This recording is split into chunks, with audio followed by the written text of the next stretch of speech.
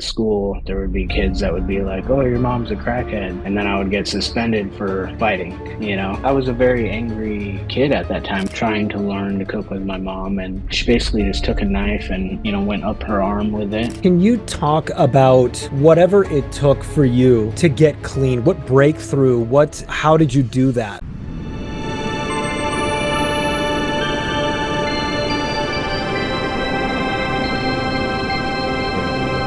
Welcome, mutineers, as we sail into uncharted seas to discover our highest selves. Today's guest on Mindful Mutiny is Jordan Turbyfill. This was an amazing story. I was moved by Jordan speaking to me about having a childhood filled with a parent's addiction and abuse and a parent's suicide attempts and trauma, and him growing up into somebody who was acting in that trauma, who was dealing with his own addiction, and who at one point in a jail cell just said, God, rescue me. God, I don't know what to do at this point, and changed his life for the better. And his message is to people who are in the trades, because he owns a flooring business, and he gives such incredible, in-depth, and humble advice to people who are dealing with addiction and trauma and the difficulty of moving forward after an incredibly difficult early life. This is a moving episode of Mindful Mutiny, and I hope that you get something out of it. Welcome to the Mindful Mutiny podcast. I'm Jeremy Van Wert, and I take my many years of achievement and experience to help you start living your highest self. My mission is to change lives from stress to joy, stagnation to momentum, and from burnout to hope. On Mindful Mutiny, we rebel against the mainstream and we set sail for more.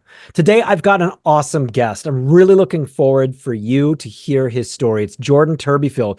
Jordan, welcome to the show. Thanks so much for having me. Appreciate you, man.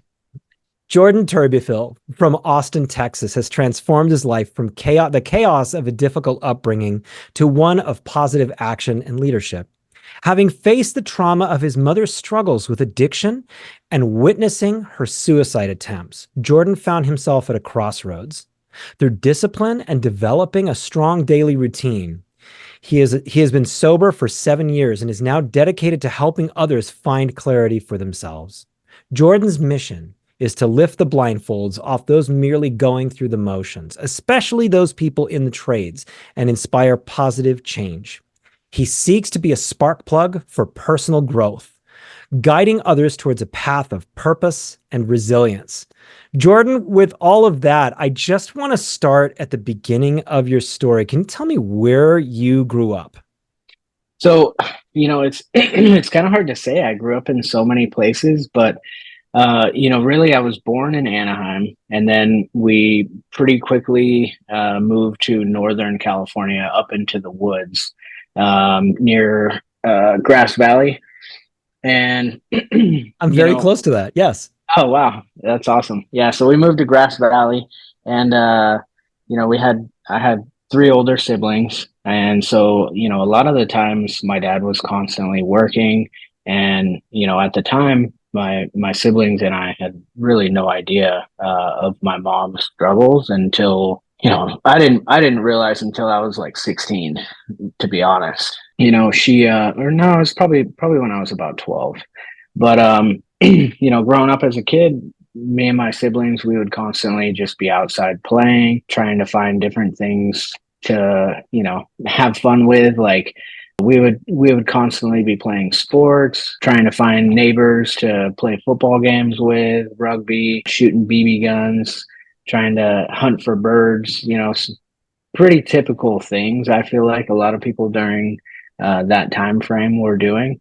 Everything quickly changed once my parents started really going through divorce, and everything started to really kind of hit home. And I was about 7 years old during that time. And essentially, my 2 oldest siblings have different dads than me and my closest brother. When they got a divorce, my 2 older siblings moved in with their dads, and then me and my brother got kind of taken to our dads. And there was a lot of chaos in between that time. It wasn't like a quick divorce. It was like many very chaotic things happened before they decided to get divorced. And like I can remember one time my uncle threatening my dad with a steel pipe, saying that he was going to beat him to death. And my dad was ex Marine Corps, shredded.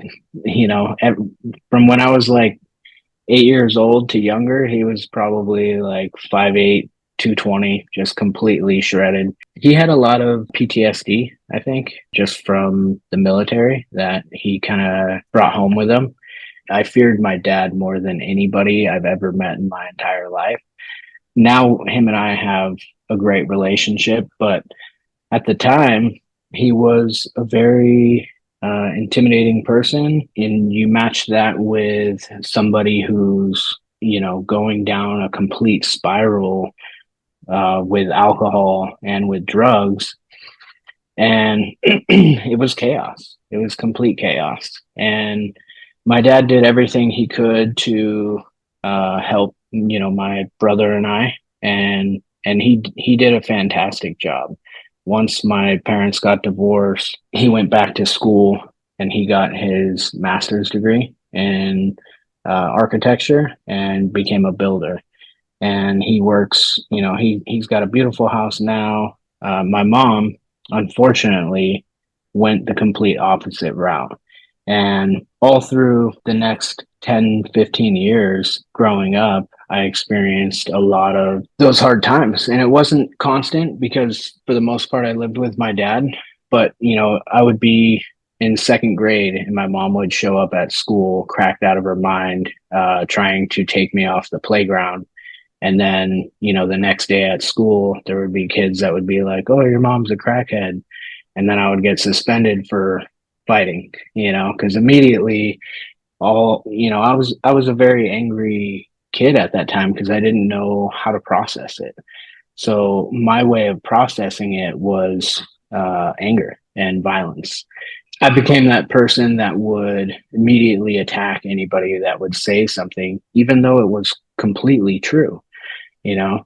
And for a long time, I just hated that person that I kind of became because of the situation. So it took years of kind of figuring stuff out. And I mean, I can tell you, like, even in high school, she showed up at my high school one time, just completely cracked out of her mind. She was homeless at this time, and she looked like she had aged maybe 20 years, hadn't showered in a month. Mhm. And when you see your mom in that shape, it's crippling, Well, so I've got a question for you in the middle of this yeah, because you're talking about being a kid and you've yeah, got these other kids saying mean things to you and you're fighting them really because deep down you're sensitive and you oh yeah, understand how how deeply you're suffering from this and how deeply your mother is suffering from this and that there everything is very low on dignity and your mother is really going through something and you love her. And so yeah, you're fighting really to defend honor here and you're watching your mother deteriorate in front of your eyes. And yeah. what was it like for you to, you have to go to school, you have to do your regular stuff, and you know that all of this stuff is going on at home. Do you remember what that was like? Oh yeah, I mean, heartbreaking, just completely heartbreaking. There would be times where, like for instance, when after my parents were divorced, I believe I was in about second grade at this time, and my mom didn't have anywhere to live or anything like that, and my dad was obviously had an apartment for us and the kids, and he was trying to help her, so he let her come stay for a couple days, and she was trying to kind of rekindle that relationship while still going down her spiral. And I was cooking dinner with her one time, and she ended up just basically, attempting suicide right in front of me and my brother Brandon. And How old were you at this point? I was in second grade. I was probably 8 or 9. My God. Yeah, it was something where it was just me, her, and my brother. My dad was at work still. It was like my mind was out of my body and I was just watching myself. So like still to this day, I don't cook, which that's something I think I gotta eventually work through. But I don't cook because that was like really, the time that I was trying to learn to cook with my mom, and she basically just took a knife and went up her arm with it. I immediately just took my shirt off and I mean, didn't even really have any training in this, but I just thought to stop the blood. So I just tied it off on her arm as hard as I could. My brother called 911 and she ended up going to the hospital. And my dad came home and he talked with us and just told us that he would let us know how our mom was. And then the next day he took us to school and it was like we instead of going home to spend time with our mom, we went to daycare after school from then on, and it was tough. It was like we were always kind of worried about her. I think especially for me, I had so many. I was her. I'm my mom's youngest, so I was like her baby. She always kind of gave me special care and she always showed me a kind of love that I don't think she necessarily showed to my other siblings. Whether that made it harder for me or harder for them, I can't really say. I know it was hard on all of us, but Well, so you've told this story many, many times, I'm very sure. As you're yeah, telling this story, can you explain what it's like to tell this story inside yourself? What are you feeling? it feels crazy to tell something like this. You can probably tell I'm a little bit emotional about it, a little bit choked up. Yeah. But I do everything I can to just share complete truth because I think that's gonna serve everyone a lot better. There's no reason to like try and change the story into anything. Everything that happens to us happens for us to grow, I believe, and I think God is perfect in His planning. And I think a lot of the stuff that we went through as kids, that I went through as kids, or as a kid, taught me to be resilient and to just never give up, no matter what. And Have you ever received a diagnosis of PTSD? no, Okay. no, Hmm. no. And I mean, I went to therapy for probably a couple years. No, probably a year when I was 18. But that Okay. was when I started to really realize and that's kind of like the next chapter is like as a kid it was a lot of suffering and like you don't really know what's going on, you know what I mean. Yes. Then it became an age where like I knew what was going on and I saw my biggest fear right in front of me, and that was my mom dwindling away essentially, and not being able to help her no matter what I said, no matter what I did. If I gave her money, she went to go get more drugs. So it just became this thing where, like, I had to not give her money and be strong and tell her no, even when she's crying and begging me. And to me, that's one of the hardest parts. I think a lot of people won't understand like true pain until you have to tell somebody that you truly love that you can't help them anymore. And it's so heartbreaking, but it's necessary because, like all the homeless people you see on the streets, they're on the corners because they know that the way they look is going to touch your emotions. And when you act in emotion, like most people in society do, they're going to just pull out their wallet and think, oh, I'll give this person money and it's going to make me feel better and they're going to feel better. But really, when you do that, you're just keeping that person on that corner and essentially setting yourself above that person, which is evil in some ways, if you really look at it. So, I always try and encourage people to never give money to homeless. There's other ways to, have a positive impact on them, sit and talk with them, stuff like that. Because Okay. just giving them money it's only going to go to one place, and that's drugs. So So your mother, it you talked about this one suicide attempt. There were others as well. yeah, yeah, Okay. there was, I mean, she probably tried, cutting her arms, her forearms, probably 8 to 10 times, I would say. But Most of these the times you were around, you saw her bleeding. Yeah, probably half, I would say. But the one that really hurt me the most or affected me the most was the one while we were cooking, just because it was the biggest.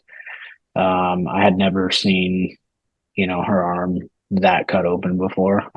Like, she would do like little like inch cuts, and make like X's on her arm. And they were deep. Don't get me wrong, they were deep. They weren't like typical like people just cutting to feel pain. Like, they were deep. And then when she did the one going up her arm, I mean, it was shooting like squirting blood, and it's just traumatic, very hard to watch.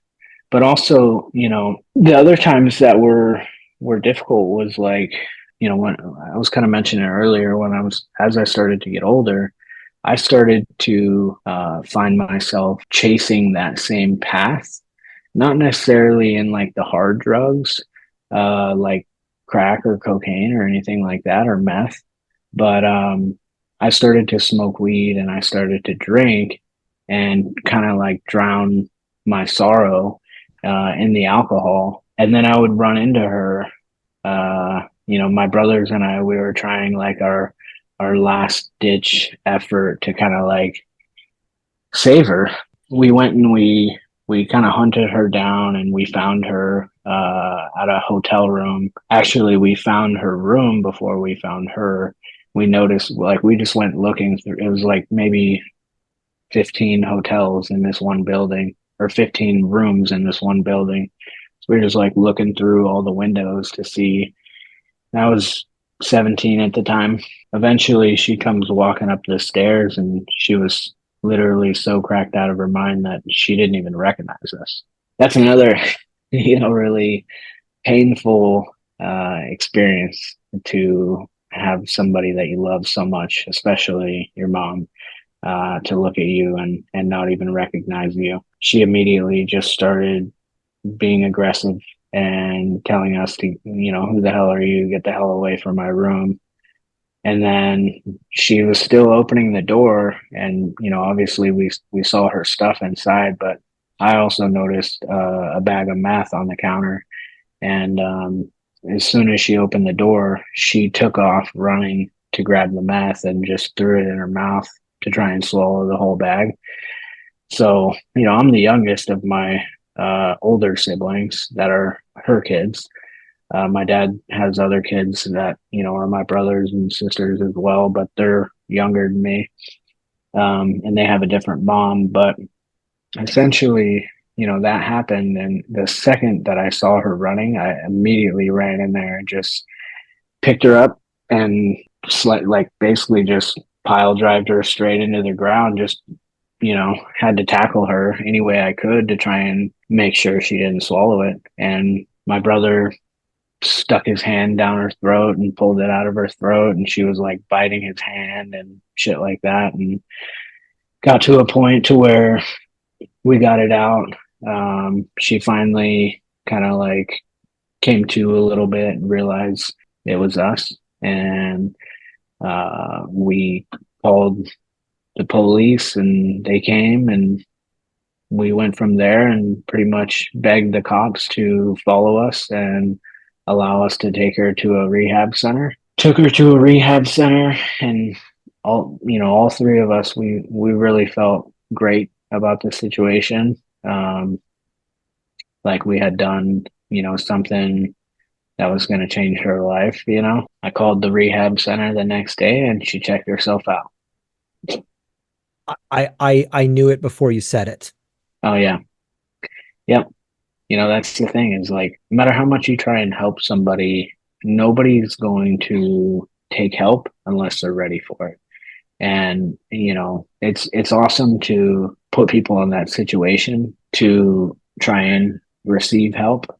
But from my understanding is you have to be like I was saying, I was kind of into alcohol at that time and into smoking weed. I think it's better to help people by helping yourself first. And with them being able to see how much you're able to grow, they will get a reaction out of themselves by how high you elevate your frequency. So instead of like being down here, 18-year-old kind of drunk every weekend kid trying to help a meth addict get sober. Now I'm sober. I still haven't necessarily been able to help her, but I think the way that our relationship has gone the past year has had a greater impact than anything that I've done in the past. And that's just by showing her, by also setting boundaries and not allowing her to just pester me for money and stuff like that, and just giving her a bit of the frequency that I'm generating by stacking daily wins. I want to talk a little bit about you beginning to use substances and your addiction, because if I'm following this, it really feels like what was modeled to you is that substances mute pain. They allow you 100%. to escape it for at least the day. And you began to practice that. You began to follow that, even though your mother's behavior was something that was awful and reviling and traumatizing and all these sorts of things. You started to do it yourself to deal with whatever pain that you were going through. Is that right? Yeah, 100%. I believe so. I think a lot of us will only do what we've been taught. And that's why a lot of society nowadays goes straight into drinking alcohol as an adult or as a young teenager, 18-year-old. Everyone's, I shouldn't say everyone, but most people nowadays drink alcohol. Most parents drink alcohol. And so their kids see that as like once I become an adult, I drink alcohol. And that was kind of my experience as a kid. Is once I got to an age where I felt masculine, I felt like me drinking alcohol showed more masculinity, but in reality that just showed how weak I was and how much pain I was going through. And a lot of those episodes, I would have like episodes. I would black out and just be extremely violent, putting my head through a wall, putting my fist through walls, breaking down doors, lots of stuff like that. That just, when I look back, it's like, that wasn't me. You know what I mean? And I think you nailed it right on the head. It was essentially everything that I had watched as a kid. And I think that's that too. I have a baby now that's 14 months, and you really see with your kids, like they see everything and they try to imitate everything. So the best way that you can have a positive effect on your kid is by removing the things that are going to eventually cause them problems in the future. And for me, that was always alcohol. That was the problem with a lot of the problems with my dad, a lot of the problems with my mom. That's where she really got into drugs, was by being at bars, surrounding herself with people who are drinking. The first thing alcohol affects is your decision making. So as you're drinking, your decisions are going out the window, and then you surround yourself with poor people that are suffering and looking for more ways to numb their pain. So they offer other drugs to help you down the same path as them. And it's just this big spiral downwards. So I think we have to be strong, especially as parents, to set better example for the world, and not just as parents, but as people. We can set positive examples for other people's kids. I go running all the time in my neighborhood and just try and be a light. I think a lot of people just see somebody out there running during the hottest time of day, and it's like, if he can do it, I can do it. You know what I mean? And that really goes with everything. Like with business, there's so much, there's so many people in the trades that are working day to day, and they live their life week by week. And it's like, I just need to get through this week. And once it's Friday, then I can drink and just kick back and spend time with my kids. But what they don't realize that they're doing is they're setting their kids up to follow in their exact same footsteps of mediocrity. Yeah. And I think trying to help those people to understand better of what just removing a few things can bring to their life, and positivity, will do incredible things. Can you talk about whatever it took for you to get clean? What breakthrough? How did you do that? I got a DUI when I was 20, and that one was terrible. Essentially, I blacked out. I blew 3 times the legal limit. I crashed my truck into a tree that went through the driver's side windshield, and I wasn't wearing a seatbelt. So the only reason I'm alive is because I wasn't wearing a seatbelt. And I flew over into the passenger side, like underneath the seat or underneath the dash, and woke up in the hospital. I came to for like a split second when the accident first happened. I think because of adrenaline. I was so upset and just trying to point the finger at somebody. You know what I mean? But I was the only person on the road. It was like 3 a.m. in the morning. So I knew at that moment, like, oh, I'm going to jail. I woke up in the hospital completely hungover. And even after that, I went to my dad. My friend picked me up, took me to my dad's house after that, and told him what happened. And he was so upset with me, super angry. That's when the change in my mind, I knew I needed to make it. But still, even at that point, I didn't make the necessary changes. I maybe stopped drinking for a year after that. And then I slowly started drinking again. And I kept telling myself, oh, it'll be like a once a month thing. So I would drink like once the first time it was like, oh, it'll be a once a month thing. And then a couple weeks later, there's some event, some party or some UFC fight or some big football game or Super Bowl, I think it was, where, I drank again. And then the next weekend it was like, so it quickly became this every weekend thing. And I kept working really hard. I've always been somebody who works really hard. So I was still working really hard. My insurance had actually lapsed on that truck. So I had to basically I started renting a room from some random dude that lived like 2 miles away from where I worked at the time. Okay. I bought a mountain bike at a yard Okay. sale for $25. Started riding the mountain bike every day, 2 miles there, 2 miles back, and made sure that I was able to pay that truck off, even though it was totaled completely. And I think that was about 13 grand. And at that point, I could have just laid down and just let life, roll me over. But I just felt like I had something special about me that I had to keep going for.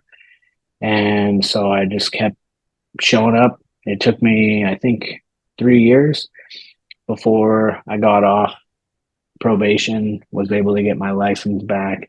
and was able to buy a new vehicle. At that point, I was drinking again, you know? So a lot of people were like, "Oh, it's going to happen again. It's going to happen again." And I was like, "No, no way. Like I'm smarter than that. There's Uber, there's all this stuff now." Yeah.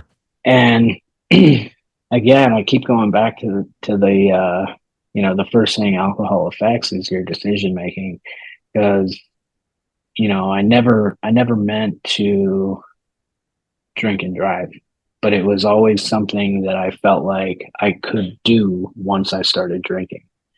And I would just always, for whatever reason, make that decision to drive once I started drinking. Yeah. And so, sure enough, I think 5 years had passed and I got my second DUI. And at that point, is when everything really, really kind of, I knew I had to make the change before, but once I got the second DUI and they gave me jail time in downtown LA, it was like, this isn't who I am.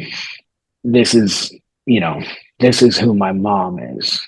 And I'm not who Wow. my mom is. Yes. And, I sat there in the jail and just prayed and prayed and prayed. I didn't say a single word to one person the entire time I was there. I just prayed and prayed and prayed. And I can remember one night I laid my head down on my pillow and I was so emotional that I pulled the blanket over my head and just said, one last prayer before, and was just like, God, if you can just get me out of here, I promise I'll change forever. And literally the second I said amen, a guard opens the door and is like, Mr. Turbyfill. And I was just like, no way, no way.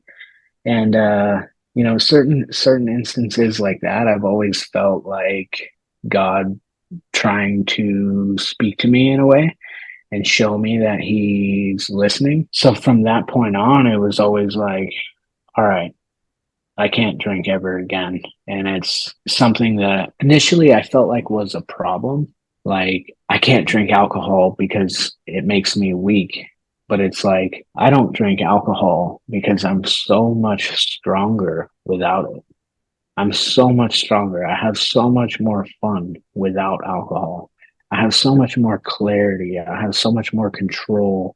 I have so much more love to give to my kids, to my wife, to my brothers, to my mom, to my dad. There's so much more of me to give when I'm clear headed and sober. Yes. And I think a lot of people get stuck in that, like, oh, I'm more fun when I drink, or I'm living my best life when I'm drinking. And you don't realize it until you have years of sobriety, but you're really just wasting your time because you're such a better person without alcohol. Alcohol is a depressant. It makes you sad. It makes you angry. It makes you hurt more in areas where you don't want to hurt, brings out the worst in you, I think. Yes. You had a spiritual awakening in this where Yeah. your signal was up and you're begging God for some kind of, you know, line. Yeah. And can you talk about your spiritual revolution in your life and what you have done, where you are right now spiritually? Yeah, absolutely. So I think, obviously that was really like the wake up for me, but that was really just the beginning. I think I had always, like, even with my parents being the way that they were, they had always kind of brought us around the church and kind of tried to keep us involved in that. And I'm very grateful for them doing that, because I don't know if I would have known to do that in that situation if it wasn't for that.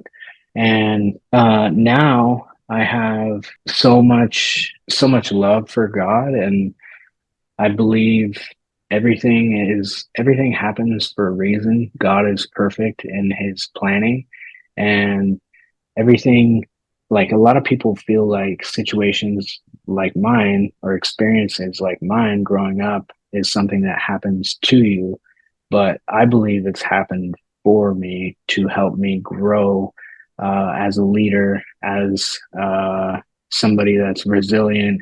And I believe that there's other things that are coming up for me that are going to be more tribulations than what I've been through. And I think God's preparing me for situations like that so that I don't fold and I don't cave and I don't break character and turn into somebody that I know I'm not. And I read the Bible every day, every morning. That's part of one of my non-negotiable routines. And it just brings me so much joy. Not always understanding everything, but sometimes you read stuff and then situations come about and it'll just click right into your mind. And it's like, oh, God was showing me that, a few weeks ago. He knew this was coming, you know. So it's been it's been great. I think, the other thing, one of the biggest scriptures that stands out to me is like, they know not what they do. And that has to do with like the people that you see struggling or doing evil. We're not, whether it's towards you or towards your family or anything like that, we're not in battle with the human flesh. We're in battle with the spirit of evil. And that's a very old evil, and it consumes people and uses them as tools, just as God uses people as light.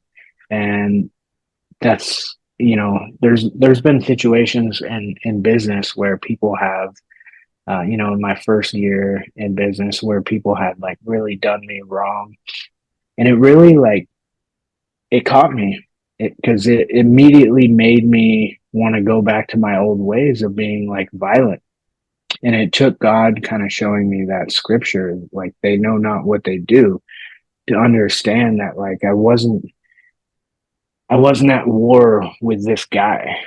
This guy was just acting in evil, or allowing evil to work through him to attack me, to try and turn me back to that side. And I had to just really see the full picture like that, to know they know not what they do. And, our battle isn't with the flesh. So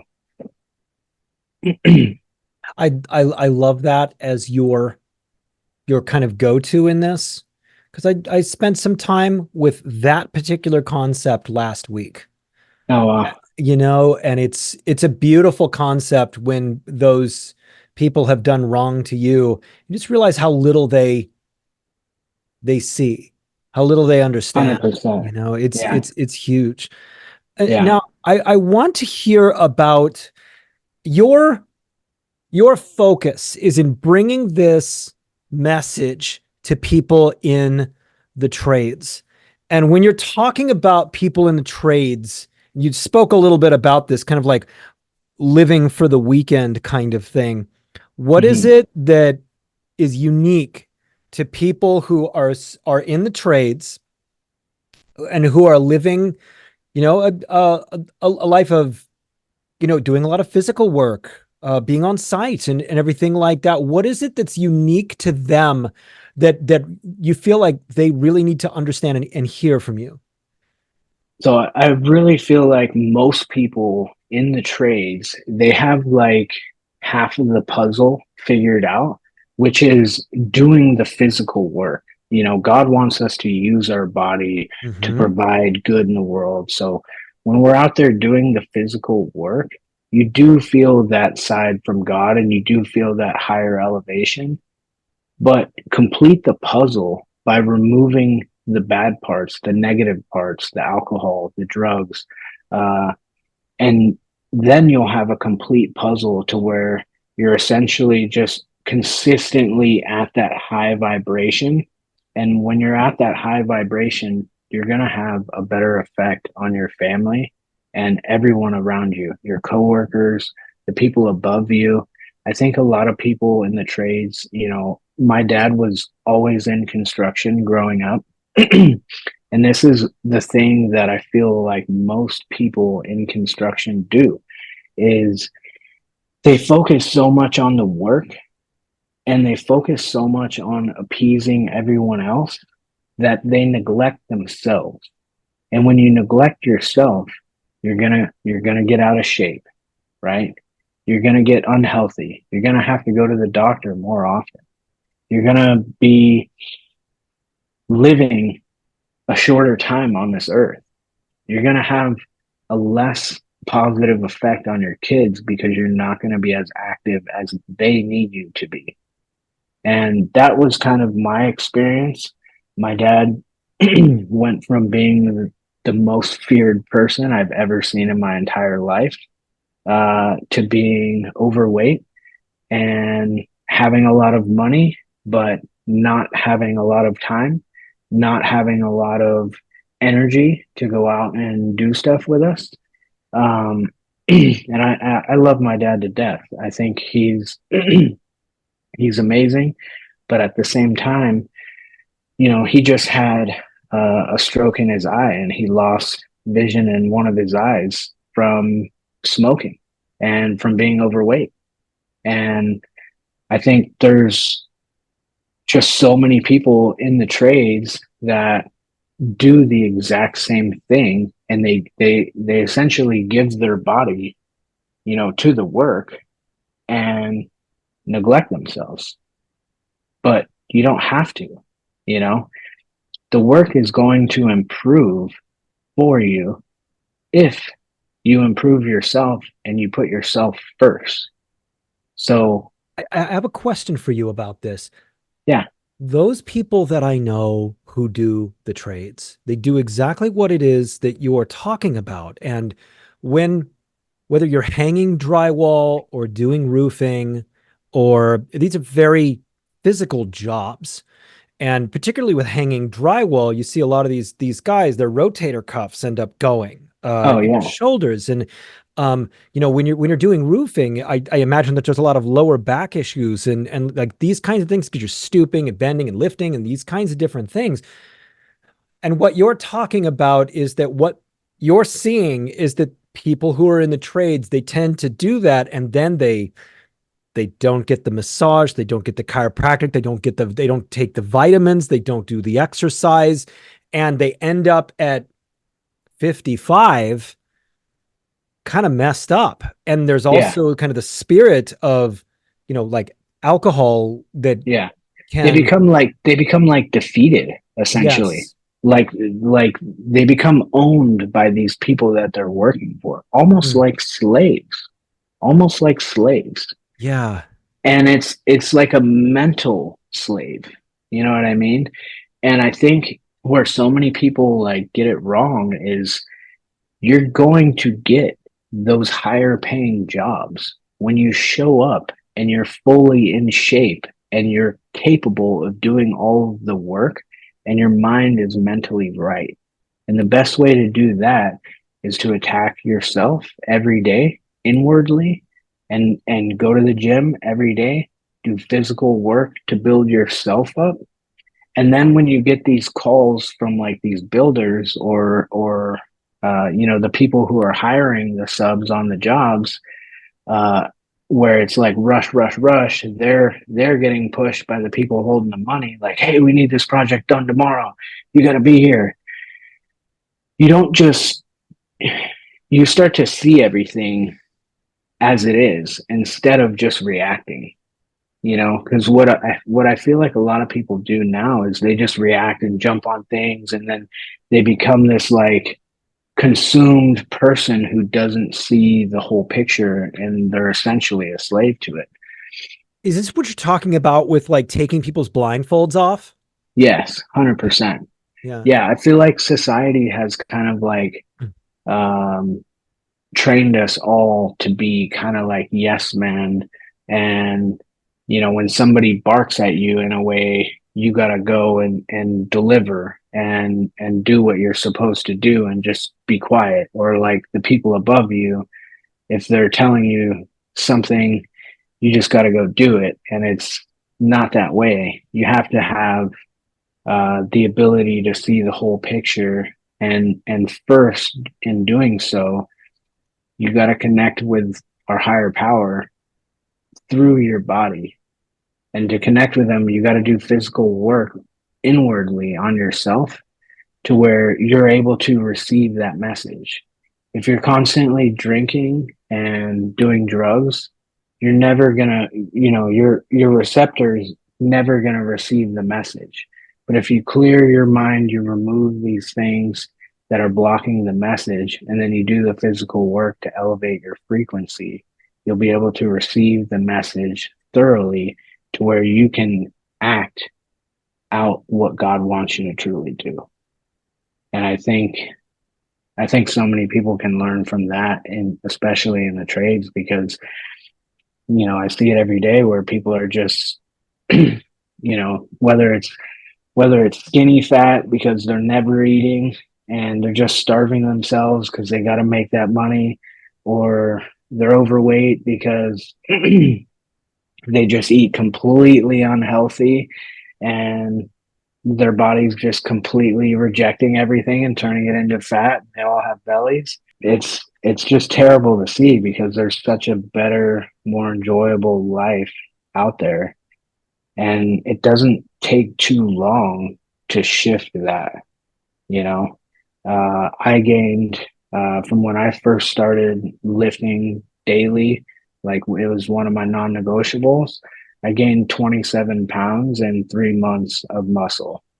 And I think a lot of people could do the same thing, especially in the trades, because it's really a matter of them not eating properly, uh, and removing the vices that are holding them back. So Can you talk about how everything in your life, your sobriety, your childhood, your spirituality, how this informs leadership and the values that you lead by and the way that you do leadership in your company? so I'm all about never giving up, and I think that comes from everything that I've been through.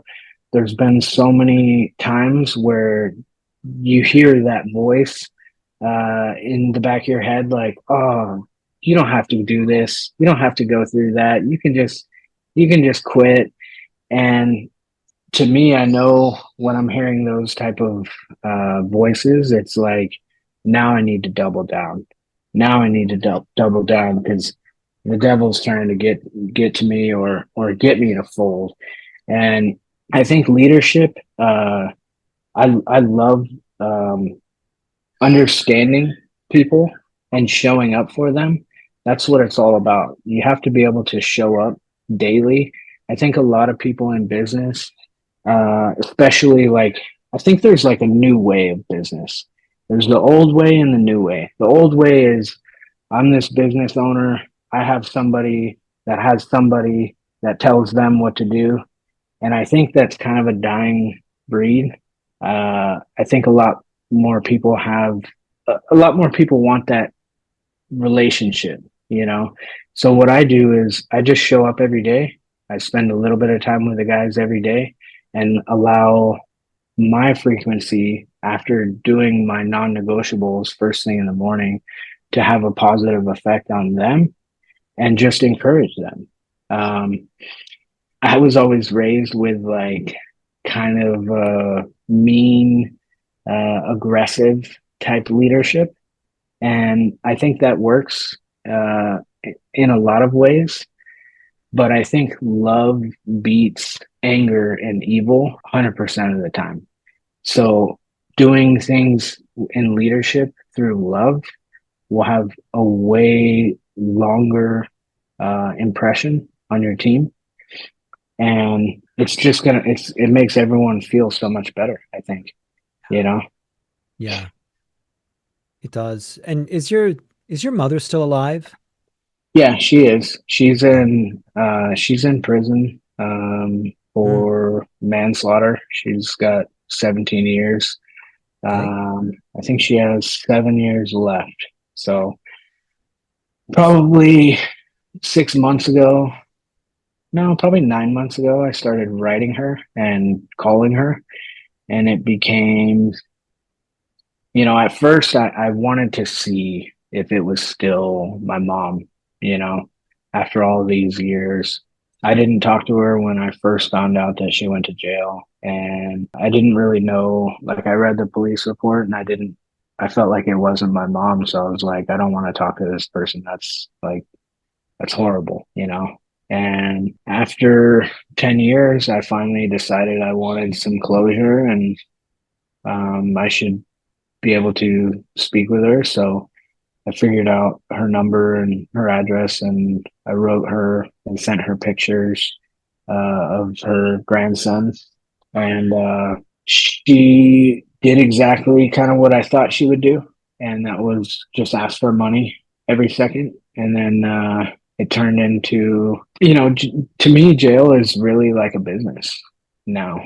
And as sad as it may sound, they give everyone the ability to call their loved ones at almost all hours through their iPads or through their tablets. So it turned into me having my phone blowing up maybe 18, 20 calls a day, begging for money, making up Wow. crazy stories where she would be crying over the phone, telling me that people are going to beat her to death if I don't send her money. It was just dark and evil. And I could kind of sense because I have my mind right and my frequency at a certain level.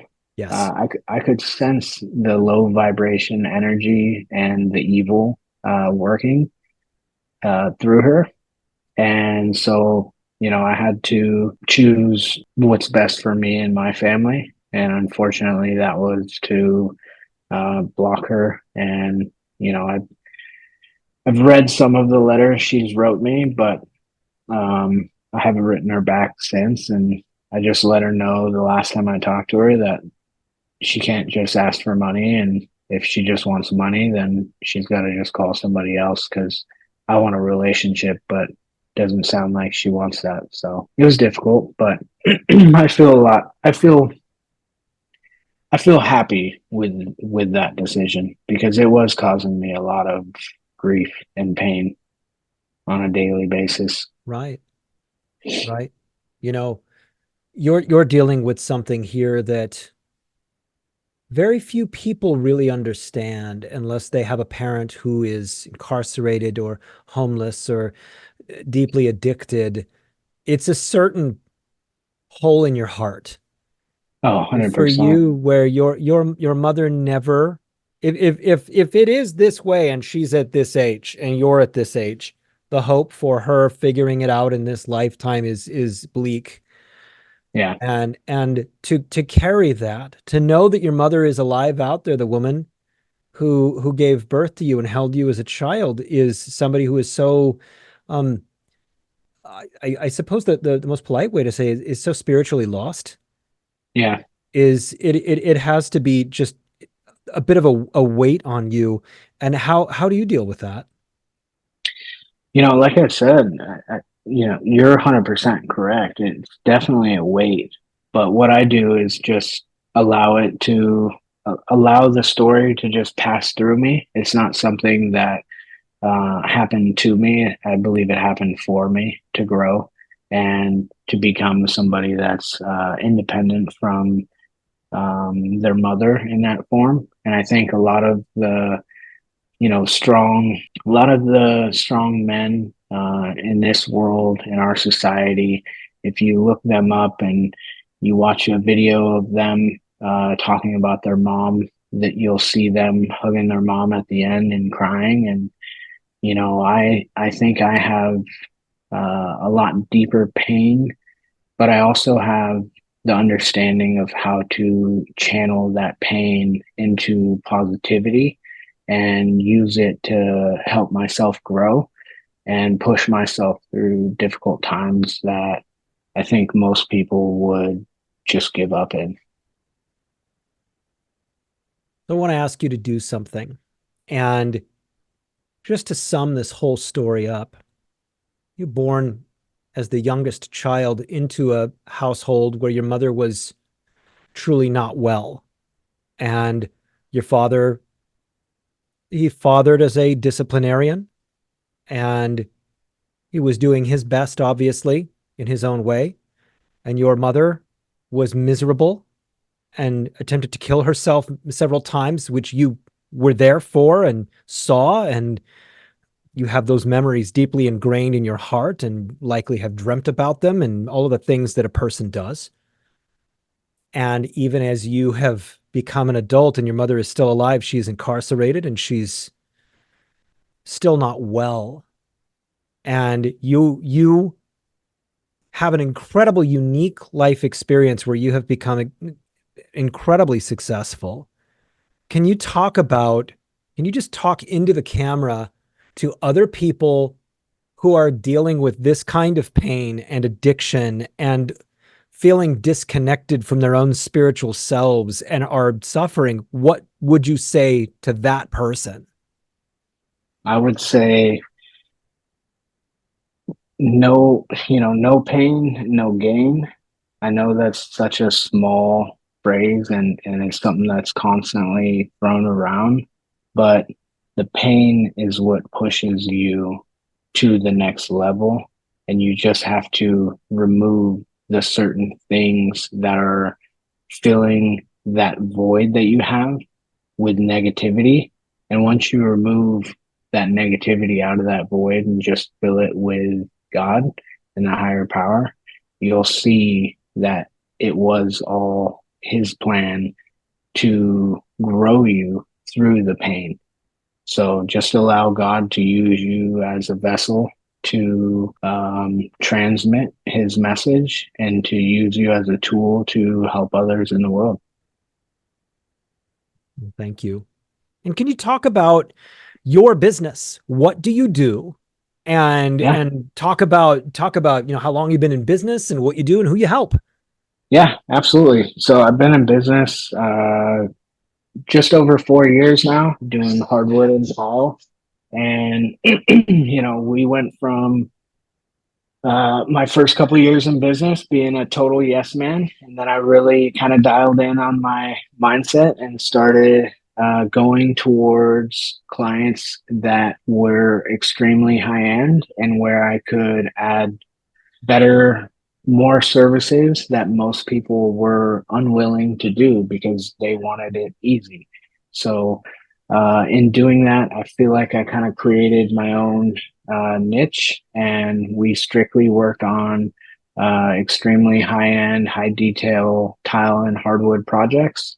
I have numerous crews that work with me. They're all extremely hardworking guys, like we've talked about, and I think they're all very appreciative to have me as their leader, their boss, to have that clear mind, always be able to answer the phone, answer any questions that they have, showing up every day to bring them whatever they need.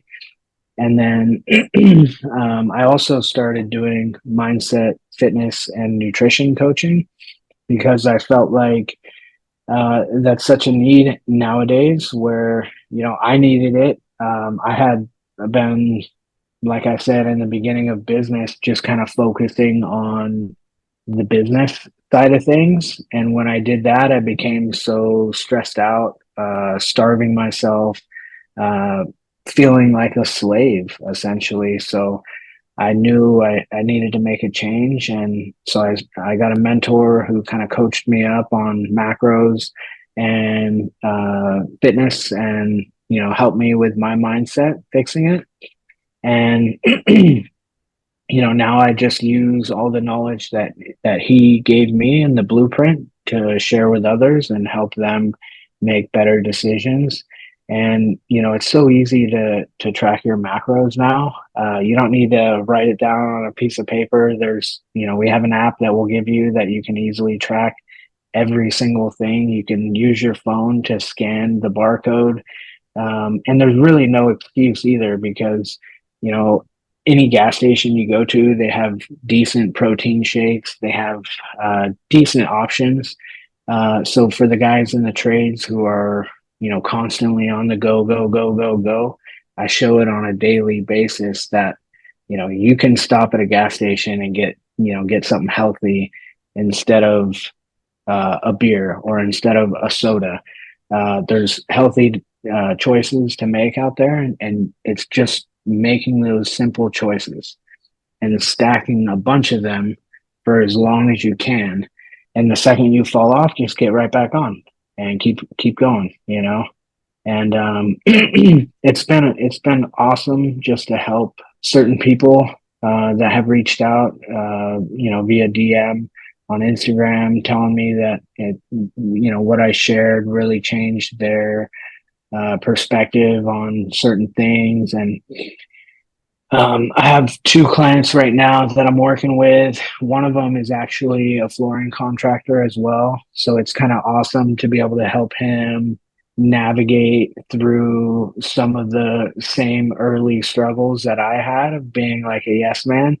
And then another one, I've helped him drop 20 pounds. And, you lose 20 pounds, your whole life has changed, essentially. He came to me almost crying because he went to his sister's baby shower, and everyone there was just like, "Dude, you look so different. You're like such a different person." And to me, that just like it just filled my heart with so much joy to be able to have that effect on somebody. So I'm gonna keep doing that and keep doing the flooring, and then I also started selling sports cards on eBay, which has been kind of just a little side thing that I started doing on Sundays, just for fun and also to hopefully teach my youngest a little bit about business at a young age. Because I think, my dad really instilled great work ethic in me, but he has always been a corporate type employee, and that's awesome for a lot of people, but I never really felt like I fit in that environment. So it was difficult for me at first in business because I didn't have the right mindset. I had the mindset of being a corporate yes man. And grateful for my family and my kids, and just hoping that I can give them the tools to be successful as early as possible. How do people get in touch with you for your coaching and for your flooring business? So you can email me at info@onecontractflooring.com, or DM me on Instagram. One.contract.flooring is my name on there. Just for people listening to this, is it the number one or is it spelled ONE. ONE? Okay, Yep. great. ONE. All Great. spelled out. Great. I'm going to tell you a few things that I love about you. I love that there was a spirit in you that was calling out to God at a certain point in your life.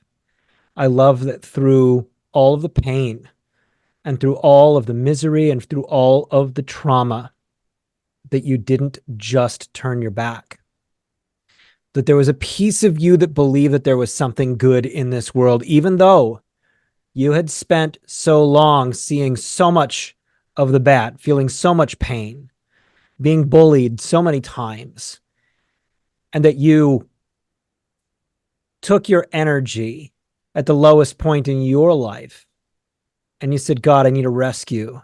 And you grabbed the life raft and you climbed aboard and you never got out. And I love that you are such a wonderful father. I love that you bring a message of hope to people who need to hear that, not just simply from somebody with a bunch of letters behind their name, but from somebody who has lived the life that they are living and says, you can do this. I've done this. I love your sincerity. I love your authenticity. I love your willingness to share pieces of your life that are very, very difficult to talk about, to share the pain of having a mother who is at this point so lost and that you feel so separate from. I love that you share this for the purpose of helping other people feel less alone. And I love that you're willing to do this in such an open, loving, and kind way. And that you have become so wonderfully successful, so wonderfully confident in yourself as a businessman to be doing the things that you really care about and helping the people that you care about and living on a foundation of granite. And I love that about you. And I love where you're going in life. And I hope that you can be the rock that your family will continue to stand on for many generations to come. And so, you do great things.